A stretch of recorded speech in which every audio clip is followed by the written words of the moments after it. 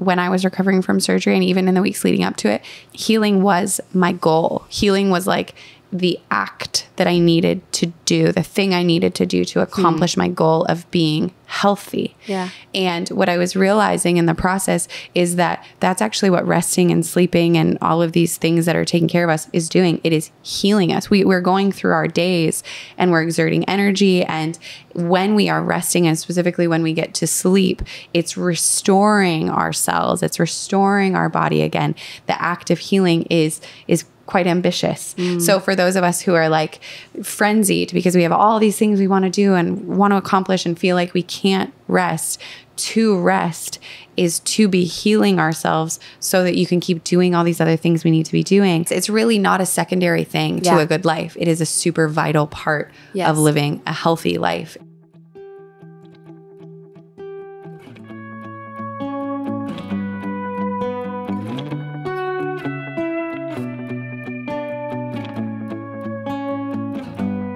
Hello, welcome back. It's so good to see you. My name's Jess. I'm Lane, and this is Very Good Enough, a podcast from Very Good Mothers Club. Yes, and we changed outfits, but we're recording right after recording an episode, and I kept just wanting to jump right into this one. So the one we just did, which was so good and life-giving, and if you haven't listened, please go listen.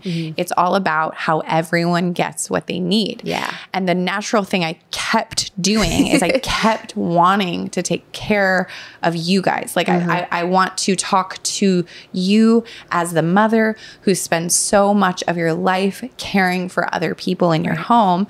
I want to take care of you. I want you to take care of you. And so I kept sort of jumping there and then being like, no.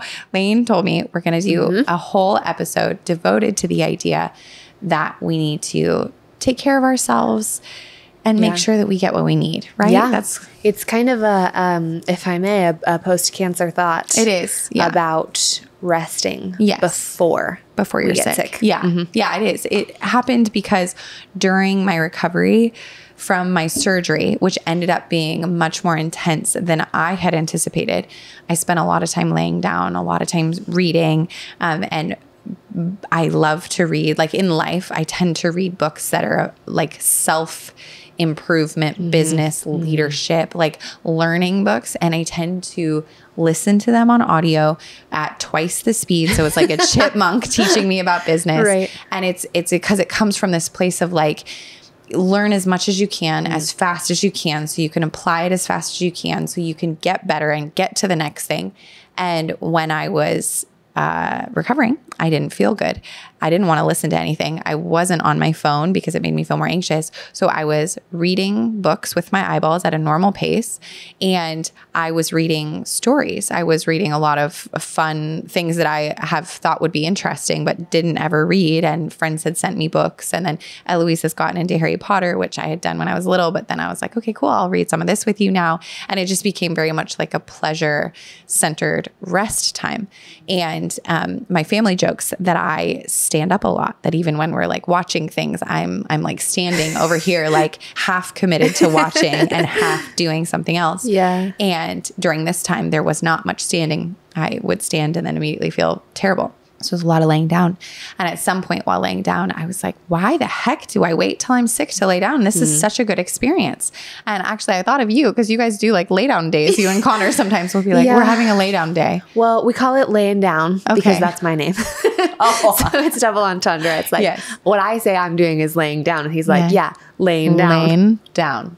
Laying down. Yeah. And you don't actually have to lay down to be laying down. Okay. It's a state of being. It's a state of mind. Sure. But yes, rest is something I'm really good at and really committed to. It's so great. And I have arranged my life in such a way that like when there's a big push for something at the end, there's like, I will lay down till I'm done laying down. Wow. Like literally. That's so good. Until I feel better. Yeah.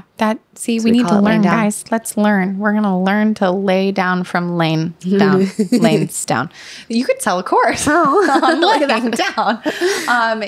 Laying down, resting. I made a note in my phone while I was recovering of like, why take so long? Why wait until you're so sick, Jessica Diane, to lay down? This makes no sense. How can you integrate caring for yourself, which I call it that instead of self-care, because I have felt like self-care is something somebody's trying to sell me. Yeah, it is now. Now it is. That is how it feels. Yeah. And it's, I want to care for myself. And I realize, I mean, we said it in the last episode as well, that no amount of caring for yourself is going to cure your motherhood, right? There's still going to be a lot of challenges, even your womanhood. No amount of laying down and resting and caring for yourself is going to cure your humanness. Right. There's still going to be hard things that we face.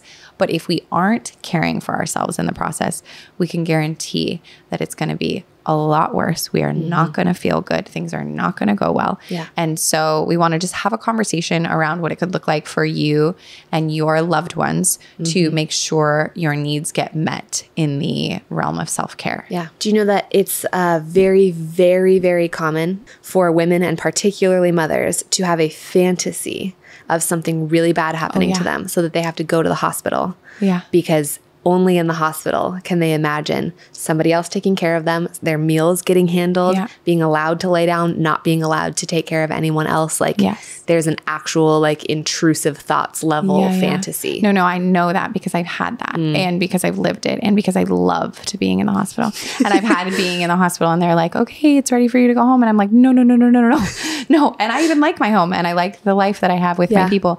But to be forced to lay down, to be forced to rest. To be nurtured in a way of like, we're going to tend to your body and make sure everything's working properly. Just check on you. Wow. Big it's check so different. On you. It's so different from the life many women are living. And I used to feel homesick for the hospital that I delivered my kids. Anytime I would drive by, which is right over there, I would feel like, oh, I wish I could go there right now. I wish I could just be laying down in one of those beds and be cared for.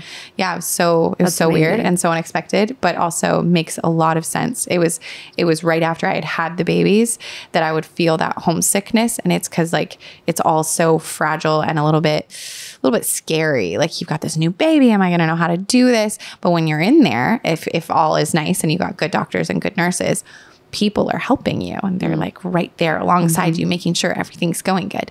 So then to go from that to being home, and Sean and I are like, well, we hope we know what we're doing, but we don't really feel like we know what we're doing.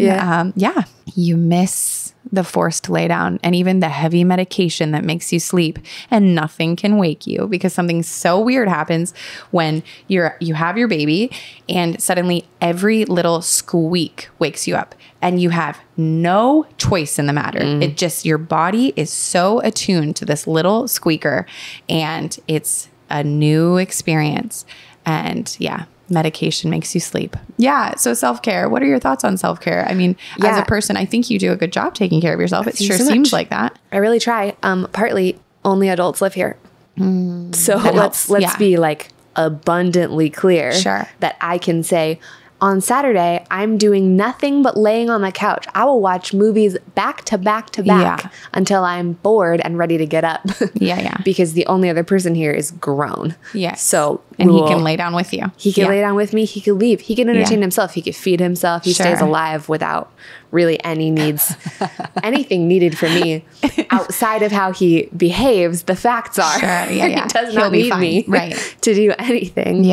And if he feels like he's going to die because no one's snuggling him, he can just also lay down. You know, like this is the level of urgency, right? Which is very different from the lives that you guys are living. So we certainly, this will be one of the conversations where like we're coming at this in a space where like I can't join you guys in like the depths of what it means for you. I can stand on the outside as like a member of the village, like advocating for you. Like, no, but I know what kind of creature you are. You're a woman and I know you and you're a person and I know you and let me try and remind you, help lift your head up above the sort of cloud of, I guess this is just what it is, being like, no, I can see that you're still a person and we could get you some of what you need. But I certainly can't. I'm not able to come onto that side for sure. I think that's part of it actually is sometimes we live so inside of the experience of being overwhelmed, the experience of like my needs aren't being met, but I don't even know what to change. I don't know what to shift. I don't know what to ask for. People are like, just ask for help. And you're like, I don't know what to say. Yeah. And many of us feel so overwhelmed by the responsibility of caring for our child, but we also feel immediately anxious about the idea of someone else caring for this child in any capacity, even if it's the dad. That can be a really tricky thing. And that is where you need the loving voice of a friend to go like, oh, but honey, you're really struggling right now. Like if we could give you 7 hours of sleep or, you know, like an evening to go be with some friends and laugh about anything other than what your day-to-day life has looked like. Right. A date with your partner, like whatever it is, if you can just get somebody to say like, there is a way for you to get this piece of your needs met. Yeah. You're worth that. What can we do? It is really important. Yeah. And I think one thing you said in the last episode that I really liked, and we kind of talked about briefly, was you talked about the need for the language. Because in the last episode, she was talking about fairness and how it's not about what's fair. It's about everybody getting their needs met. Yeah. And you mentioned like in a relationship with somebody else, a grown person, right? Saying like, it's not fair that you blah, blah, blah, becomes this conflict versus if you approach a conversation. I'm talking about the other parent of this child, your partner. If you're feeling like it is so unfair that they go golfing every Saturday with their friends, this concept of it's important that everyone gets their needs met means that what we do is we actually like rewind a little bit and we go, okay, what is it about them going golfing on Saturdays that stings so much inside, that makes you feel that hot, like frustrated feeling, almost like the envious feeling of you get to go golfing while I'm doing whatever I'm doing. And then you identify the needs in there. So it could be maybe your guys' money is going towards something that he's doing and you would like it to be allocated to something you're doing. Maybe it's that he gets to be with friends. Maybe it's that he's exercising. Maybe it's that he gets to go off and do something that's totally unrelated to family. Right. Maybe it's that you wish he was hanging out with you alone instead of his friend alone. Big one. And so, so if you can figure out what part of it, maybe it's all of it, but is there any way to kind of put it on a list of which one's most meaningful to you right now? Like, are you lonely? Are you wishing you had some conversation? Because then you can bring to them this idea of like, my needs aren't being met. And I know that that matters to you too, because you love me and I love you. And golfing is meeting your needs in whatever way, but I'm here feeling frustrated. And what I realized is this need of mine isn't being met. What can we do? And then what we talked about in the previous episode is maybe as a team, you guys can look at how some of your other responsibilities could be cared for by someone else so that you have a little bit of bandwidth freed up to then go meet your actual need, whether it's with your partner or, you know, do something else. If it's exercise, maybe it's alone time, maybe it's going out with friends, maybe it's sleep, maybe you just need some more sleep or you want to sleep in on a Saturday. All of this stuff is, I mean, relatable. Everybody, I mean, once we have a call on this in Very Good Mothers Club, I'm sure you all will have something to say about how this has become real for you in your own lives.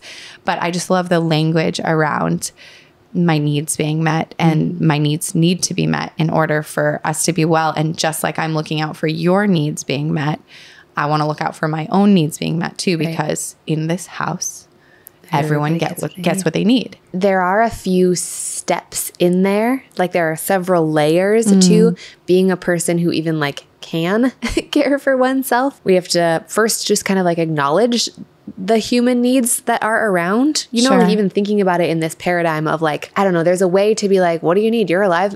you get fed. Right. You know? Right. But being like, no, I'm a really complex system. Like we are all really complicated organisms. This baby needs a lot of stuff. Yeah. Also, it's going to stay needing lots of stuff even when it's a grown up. Sure. Like I once was a baby and remain needing a lot of stuff. Like what is going on here? But also like what I need is different from like what are all of my preferences, right? And it's not the same to need some level of solitude when you're completely touched out as like, oh, I prefer to be watching this show over that show. Like there are things that are not frivolous. At all. And then there are your preferences. And sometimes we end up squabbling over our preferences because we don't know how to look at like, what do I need that's being so unmet here? I will, at minimum, the best I can do for myself is make noise about this thing that doesn't matter. When in fact, like, I'm not differentiating like some really core important things that I've got to have to just function well. We make some effort on this podcast to know that like there will be certain times of your life, particularly right after you've had a brand new baby, where like you hear advice like this and you're just going to need to hold it for later. Sometimes like there are going to be times where like, whoa, you're doing something crazy and that's going to necessitate kind of a lack of sleep or just different areas. So holding space for that. In the long run, you're a person who needs stuff and you have to function well in order for your life to function well. There's no world where your needs can go unmet, but you still have like a good life. And you are a key component in your life and in everybody else's life with you. So if you're a piece that's absolutely not working, neither is your baby's life working, neither is your husband's life working. Like this is individual organisms, part of a larger system that has to function. So if you can't be motivated to take care of yourself just because of your own human value and fair, a lot of messaging has come at you your whole life trying to convince you of not your human value. We can start at the level of this whole system needs to function well. I actually am not a superwoman. It is wrong of society to convince me that it's impressive that I'm a supermom and that I can do it all.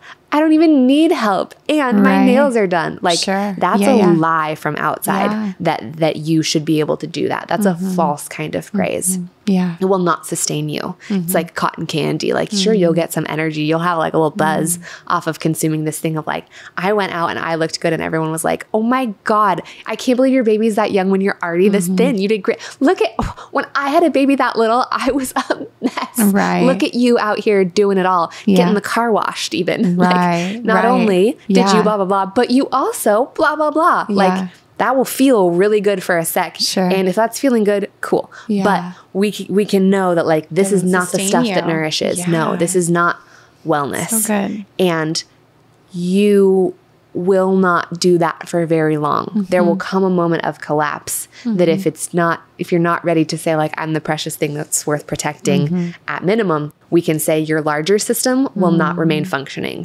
for this baby, for this partner, for your friendships. The bigger chunk of your life, like if you're the piece that breaks down, none of the rest of this will work either. So there are needs. Your needs being met feeds other people's needs. And that's really, really important. That's part of living a good life. But also, like, you just only have this one life. And if you give it all away, what for? Like, this is another thing that I can stand on the sideline and tell you confidently as, like, a child development professional that your baby does not need perfection from you. Other people will keep your baby alive as well as you can. Absolutely. Not for their whole life. It matters that it's you. You are really special and important to them. Right now, today, this weekend, for even 4 or 5 days, oh my God, someone else will keep your baby alive as well as you can. They do not know how to read your baby's mind. They will not know instinctively which one is tired and which one is hungry, which lovey is the favorite thing. That's fine. Like, as like someone who knows about the brain development of your child, that's fine. Your baby is allowed to be marginally less comfortable for short periods of time so that you can also be a human person. It's actually better for your baby, for you to be a human person who's well, than for them to be perfectly comfortable at every second. Absolutely. In fact, the number one indicator of a child's outcomes is maternal mental health. Like the absolute top thing. So if you are feeling like it's okay, I don't even matter anymore because there's this other person now life goes there. That's like a really normal biological thing that happens to you. That urge is real and important and it keeps the human race going. That story is incorrect. That's not actually the right framing meaning for like, that urge. I'm no longer important because my child is most important. Yeah. That makes sense. Of course, all of your focus is going to go to that person forever now. That's just like how it works. But there are some limits to that for you where you get to say that person is important and I am important. I actually once was a baby like that. And I am as important of a human person as this other person. You will not feel that way and that's fine. But the truth is from the outside, you're just a person and they're just a person. Yeah. Every single person is so valuable and precious and beautiful and important. And the idea that we would value you knowing which lovey your baby wants over the other lovey for 45 minutes. Sure. Over you getting to take a bath and nobody touches you for 45 minutes. Nothing but this soft, warm water touches your skin. No, thank you. Yeah. You're not forwarding anybody's life there. You're actually just running out. Yeah, it's such a messed up system. If that's the way where we go, okay, this precious baby's here. This baby's so important. Sweetheart, you can do anything. You're so beautiful. You're so valuable. You're so important. You're so great until you get pregnant and have another baby. And then you're nothing. You're done. That's the end. That makes no sense. Nobody wants that. And you realize it when you're inside it and you're like, okay, well, this is really weird that now I'm nothing and she's something until she's not anymore. And like, that's just it. You just tell a kid that they're really important until the expectation is, once they have the next kid, they're nothing. I think something really special about the time we're living in that I'm hearing talked about a lot is that generationally, maybe generations before us weren't really given permission to really enjoy their motherhood experience. Yeah. The one conversation that Sean and I have been having is there's conversations in the internet world. I don't know if they've made it to your algorithm about like, have you ever met a relaxed mother? And basically the idea there, the premise of this video style is like in generations before us, women weren't taking care of themselves enough to relax. They weren't really allowed to. They had too many responsibilities and it wasn't a priority. Now, I'm going to add this little thing. Sean and I were talking about how it's sort of another unfair expectation that a mom would be relaxed inside of like mountains of responsibility. It's like, to me, I was like, have you seen a relaxed marathon runner? Like, no, you're not relaxed. You might be at peace in the midst of running a marathon. Yeah. So you might be fueled, resourced, nourished, well-trained, but still running it. Exactly. Marathon. So anyway, I'm going to just side note that. But I think it's very special that we're living in a time where people are having these conversations more around what can we do to care for the mothers so they can enjoy their lives more, so that kids can grow up with moms who laugh, and then kids can become moms and dads who laugh and take care of themselves and have fun and enjoy their family unit as well as enjoying all the other stuff there is to enjoy in life. I think that's very special and important. And as you're speaking, Lane, I was reminded that actually inside of my first 2 years of my first baby's life, I struggled so much. And I think my strategy at that time was like a little bit of that fake it till you make it thing. I wouldn't have called it that, but it was just basically like optimism and like, I'm just going to will this into feeling better. Yeah. And then, many of you know, it didn't work. I got super depressed and I had the mental hospital thing. But looking back, what I wish I would have done way sooner is tell more people how much I was struggling. And the hard thing is I didn't want to put it on people. And so I know some of you are feeling that. You're like, well, my husband's struggling too. I don't want to go tell him. And I don't want to like bring people down. Tell people who are equipped to help you. Join Very Good Mothers Club. Let's talk about it with other moms who are there. And we bring in experts who can help serve you. A therapist could be a great resource. You're paying them. Tell them all your worst stuff. It's a transaction. Or reach out to, if you have other women in your life who have been moms, they've gone through this. I would just start letting people know I'm not doing great and I don't really know why. And I know that that's terrifying and it's vulnerable, and it can actually make you feel more crazy when you tell a person and they're like, I don't know. I don't understand. Yeah, it's risky. It's risky because you don't know what's going to come back. Yes. But it's also very risky to keep it inside, let it get worse, remain isolated, because what ends up happening, at least in my experience, is I had moved. So what I really needed was to go make friends. But what I was feeling is like, I don't really want to introduce you to the version of me that is me right now, because I don't really even know this version of me very well. And I'm very anxious and I'm very, I didn't feel like myself. So then it felt weird to go and introduce a new person to this me when this me wasn't even me.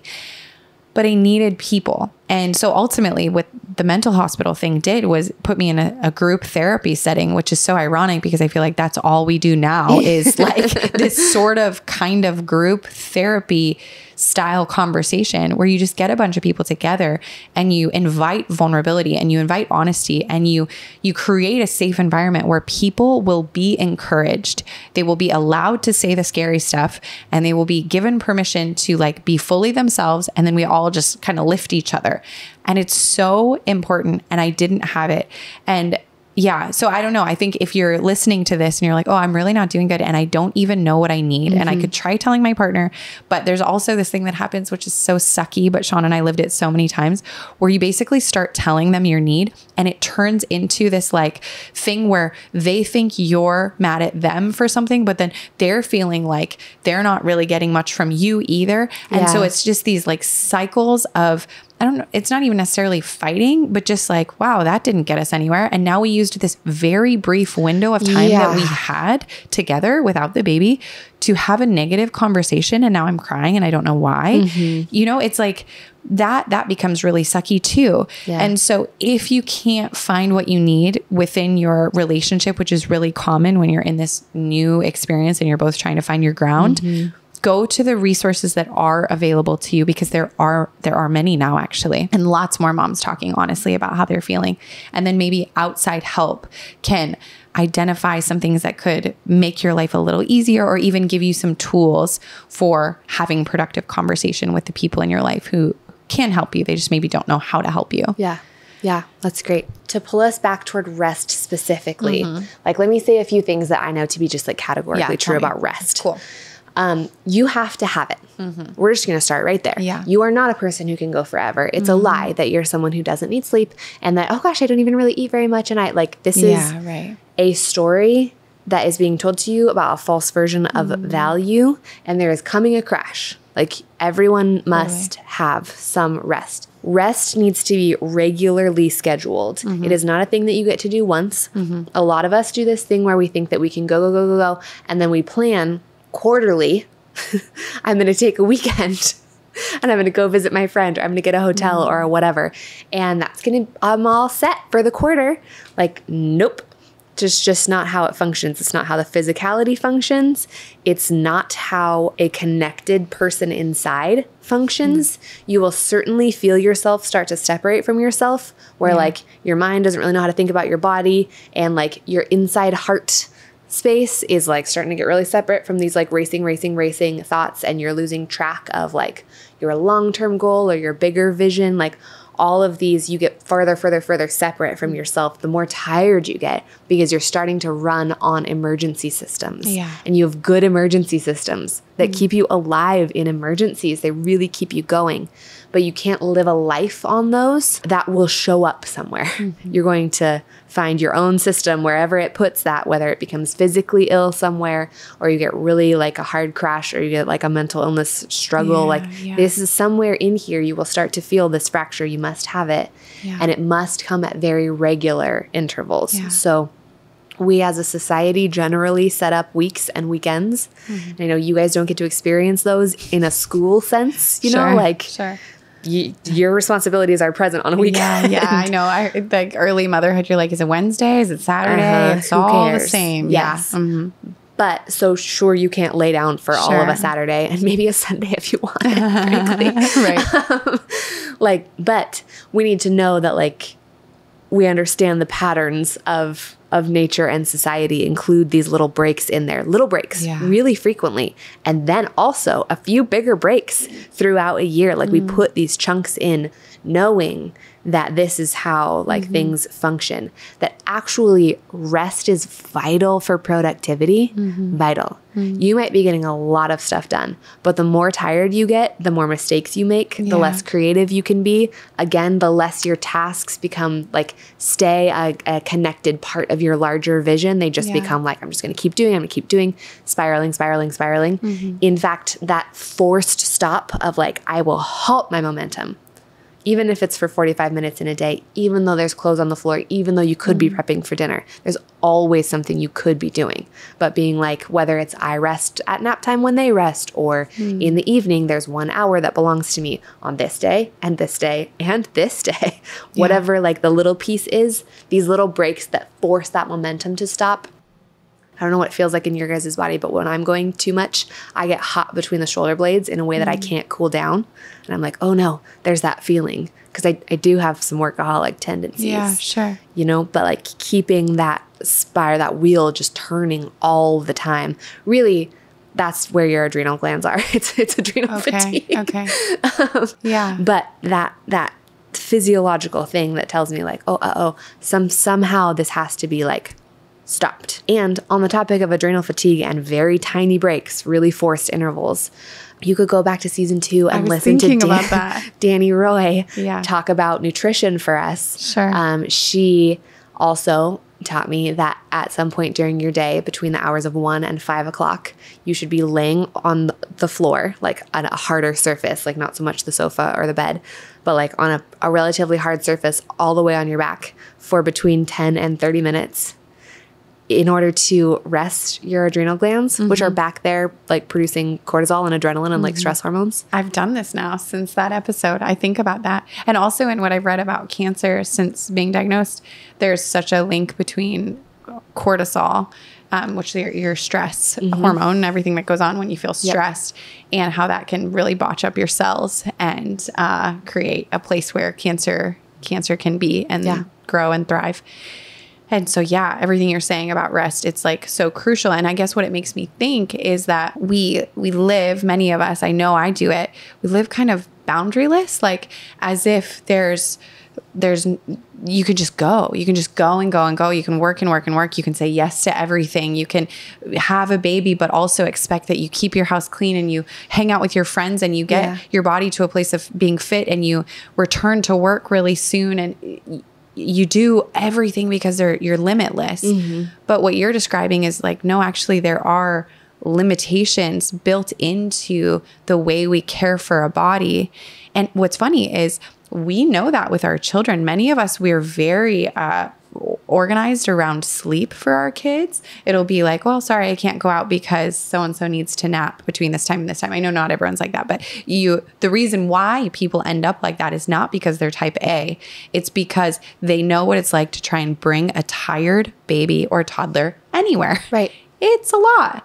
And so then what you're saying is helping me realize like, why would I be so sure about that with a child? But when it comes to my own grown-up body, I just assume she can do anything. She can just go and go and go. And yet, I mean, cancer proves otherwise. Plenty of sickness proves otherwise, and lots of research now.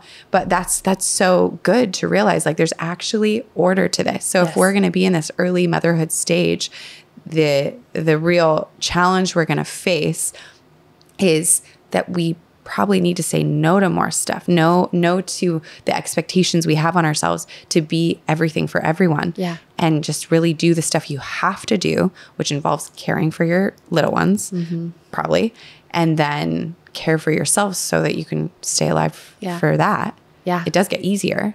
Absolutely. But you know what? When your husband's family has dinner every single Sunday, every other Sunday, he could take that child over there by himself. Oh, that's good. And you could stay at home for 1-2 evenings out of a month. Can you even imagine what you would do with 2 whole evenings out of a month? Right. And they'll be like, where is she? Doesn't she like us? And he'll be like, yeah, she does. She does. And that's all. That's the whole conversation. No, she totally does. Yeah. Where is she? Oh, she's at home taking good care of herself. Yeah. Isn't that great? Yeah, she likes you. She'll see you next week. Yeah. Whoa. Yeah. It could rock your world to have 2 evenings a week that belong to, or 2 evenings a month. Sure. That belong to you, right? Just these little regular intervals. And on the note of cortisol, tell me. Other things we're worried about our skin, beauty, youthfulness, restedness, wellness, real like disease prevention, like all of these things. Cortisol washes through your body and over your brain in a way that like, its job is to tell you like there is danger in the bushes. Run faster than you've ever run in your life. Wow. But there isn't danger in the bushes for us here now anymore. Yeah. And that constant heightened state, which really like you need to go down and replenish in order to really cool that off and come back to a good homeostasis. Like that is the kind of thing that abbreviates your life. And in the meantime, makes your skin dry out. Like it's tough. It makes your hair crack. Like you see these visible things. And so then if that's what you're seeing visibly, what's going on internally, because it's also going on internally. Yeah, it's such a good point. Rest before you're sick means that you don't have to get sick in order to know. Please don't get sick. I mean, you all get sick. We all get sick. It's fine. But yeah, rest before you're sick because you're worthy. But also, it's going to be fall after this beautiful summertime. I don't know when this podcast episode is coming out. Yeah, true. But like school is impending at all times. Sure. And colds are impending at all times. And if you have rested and laid down and you have healthy, happy adrenals, and you're not full of stress attacking your immune system, that's right, because you've given yourself good rest, you may indeed find that you are sick less frequently and available to enjoy your life a lot more prepared to be fighting those germs, which will force you down. Right? If you cannot fight them off, down you will go anyways. You will go down when you're sick. You will go down at all these times if you're not giving yourself these good, nice breaks. After which you will feel better and be more present and be better at the things that are so vitally important to you. Yeah, that's right. So good. At practical things we could tell them for self-care. Yeah. You can rest in the midst of everything that's going on here.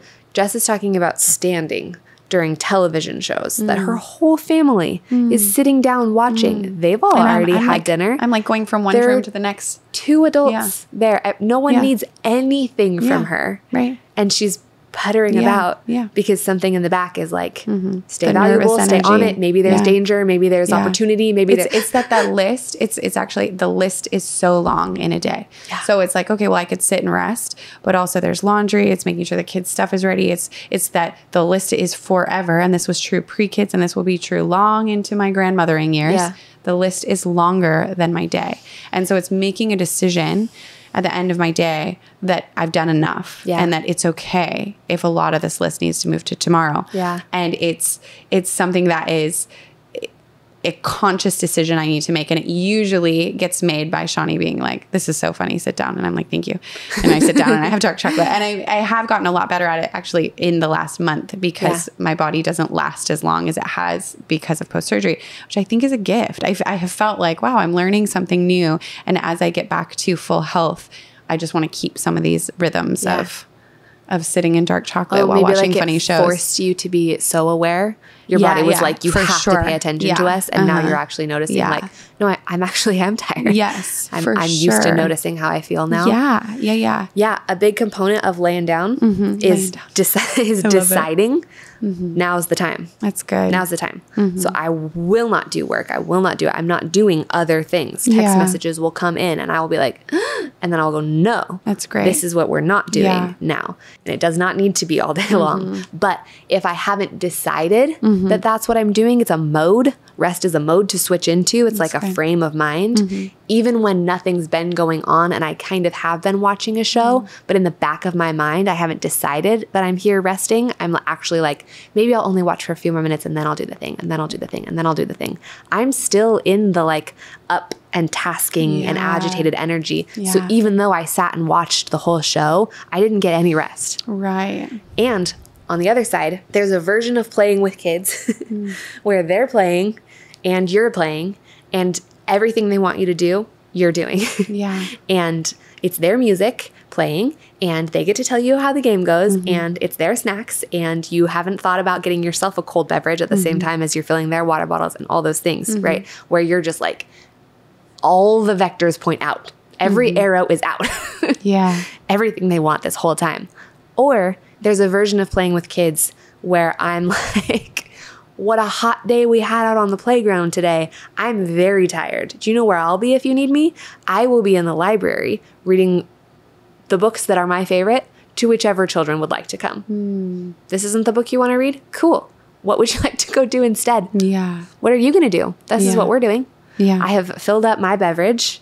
I'm sitting somewhere cozy. Anyone who wants to be here is welcome to do it. I've put on music that is soothing to me and I know will be soothing to you. Love it. Because it's James Taylor, which is soothing to everyone. You don't even know about him yet. You didn't know to ask for James Taylor. Lucky you How that could I have you turned have him known? on. That's correct. So in one of my classrooms, it was actual records on a record player. I was like, isn't that cool that this spins? Keep your hands away from it. That's amazing. Look with your That's so classy though. How fun. It was cool, right? I wanted them to see that like music comes from somewhere. I love that. Yeah. Not just like floating in your phone. Right. But that's so good. They're still getting what they need, but I'm chilling. Like I'm here with you. I'm available. Yeah. But I'm not here at your total beck and call doing whatever you want in your way. Yeah. No, I set out some things. Go ahead and pick some of them. You didn't like that? Okay, there's always books over there. Yeah, right. Sure. And it is cool now that we know what Lane has reminded us that we should lay down for like 10 to 30 minutes on our back. It is cool to see what happens when you just walk into the room where the kids are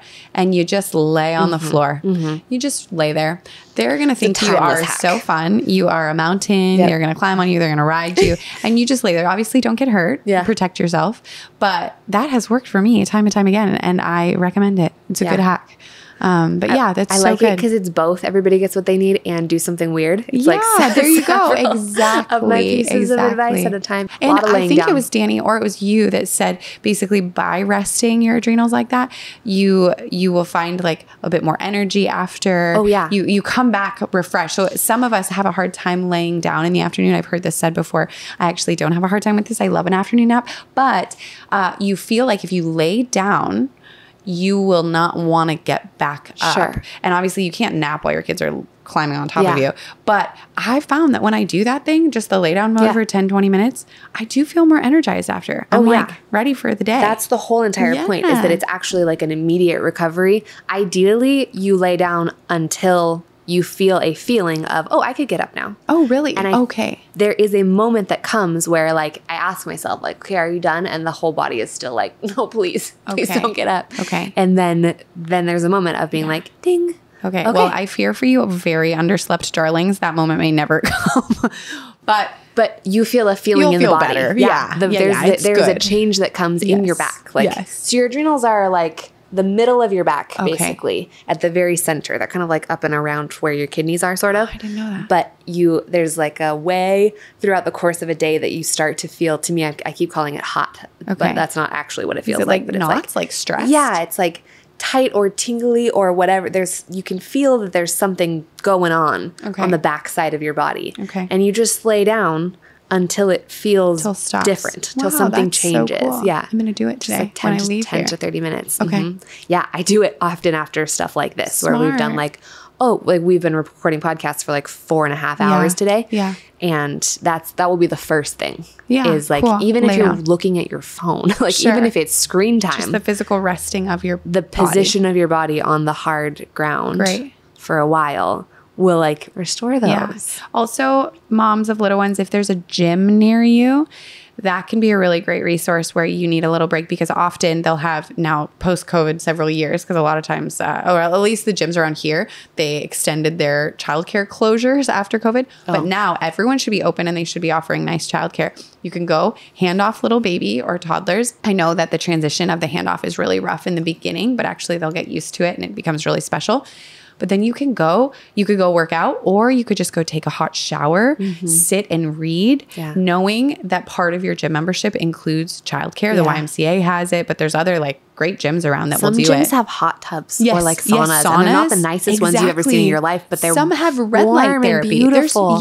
Look around, see what you can do because it's amazing that they are affordable.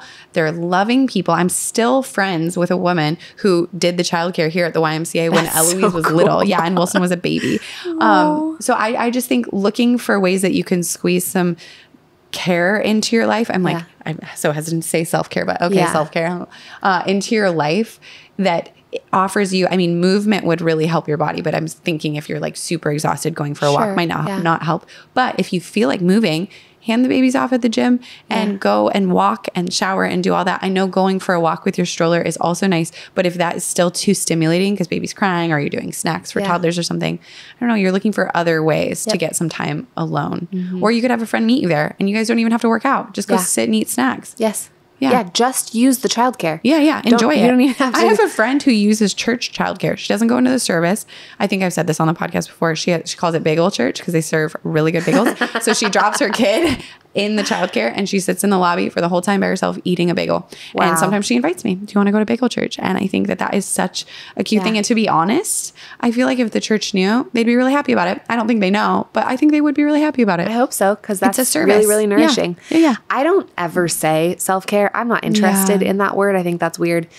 And it's, like every good thing gets caught up in capitalism. Sure. So I think about nurture. Nurture. I think about rest. Yeah. I do think about being nourished. That's a big one for me. Like I know what it feels like in my stomach and in my body and in my brain when I've eaten good food that nourishes me. So like that is a really good metaphor for me. That just works. It's like great. What would make my heart or my mind feel? What makes me feel like I've eaten? Like totally. The emotional sensation of being like, oh, I'm so full in the right amount and food that's sitting in there nicely. But sometimes that does mean things that feel frivolous. Like you are not excluded from the light and the frivolous and the girly and the playful. Go do something the beautifying. Fun. What's fun? What's fun? What's fun and at regular intervals. That's what we're really looking for, is like, how frequently could I be resting during this day? Which parts do feel restful? And let me really notice. Oh, wait, I think I'm resting. She's actually playing with toys right now. And I actually really am feeling this mug of coffee in my hands. Oh, wait, I think I might be this might be one. I'm resting. Maybe even just sit down. Yeah. Wait, I think I'm resting and sit down. And it'll be over in a couple of minutes. But like notice those moments so that you're not keeping that like running, keep this like stress hormone feeling up. Yeah. Because there are definitely moments of down. Like feel that happening. Look for little ways to tuck that in here and there. How could I be resting in the midst of commotion? Actually, have I even noticed the position of my body? Is this a space where I could literally just pick my feet up and set them? Sometimes it's rest time, but I'm still sitting in a stress shape and being like, oh yeah, this is the designated space for rest, or this could just be more comfortable for me. Like ways to just think about yourself a little bit before you're sick. I like that. Yeah, that's so good. One thing that had to shift for me was that when I was recovering from surgery and even in the weeks leading up to it, healing was my goal. Healing was like the act that I needed to do, the thing I needed to do to accomplish my goal of being healthy. Yeah. And what I was realizing in the process is that that's actually what resting and sleeping and all of these things that are taking care of us is doing. It is healing us. We're going through our days and we're exerting energy. And when we are resting, and specifically when we get to sleep, it's restoring our cells. It's restoring our body again. The act of healing is quite ambitious. So for those of us who are like frenzied because we have all these things we want to do and want to accomplish and feel like we can't rest, to rest is to be healing ourselves so that you can keep doing all these other things we need to be doing. Yeah. And it's just super important. It's not that like tertiary. You taught me that season 1. Throwback.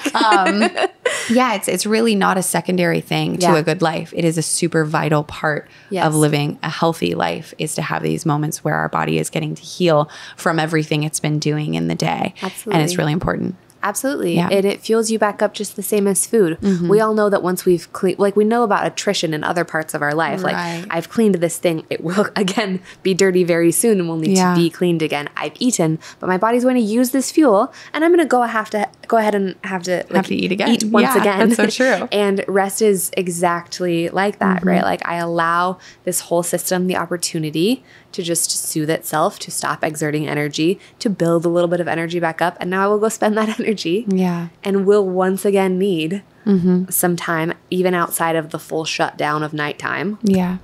To just be rested, right? Yeah. Like equipment gets hot if you run it for too long. I know. All of these things. Yeah. Or like a car just stops driving if it runs out of gas. Absolutely. It's just all done. That's the end. It's all done.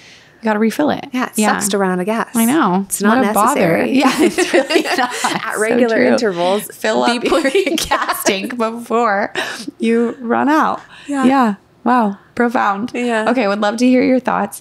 Join Very Good Mothers Club and join the conversation. You can get on the Zoom calls that Lane and I lead monthly. You can join the forum of conversation that's happening. You could also just DM us at verygoodenoughpod and just let us know, what do you think about this episode? How are you taking care of your body, or what changes have you made recently to help you be healthier as a human. Because I know that this is something we've been talking about for a while since my own sickness took place. But yeah, this is really great. You're good at talking about this. I feel like as I'm listening to you, I'm thinking like, okay, I need to go home. I need to do these things you're saying. Yeah, really good. Things. But also rest does not go on your to-do list. It's not a to-do. No, it's not. But the hard thing is it has to be protected in the same way that other stuff does. Otherwise, just there's so many asks in a day, you know? So like, I'm sure when you have lay down day, there's probably still laying down time. There's probably still invitations to do anything other than that, right? And you probably have to be like, this is what I'm doing. Yeah. But also just as like a little testimonial, I learned this over and over in a weekend. And again, we're talking about my childless privilege here to have 2 days. Like that's an absolute thing, right? The freedom of how to choose to spend my own time is one of the things that, that you all have traded for that. And that I lack that and have this.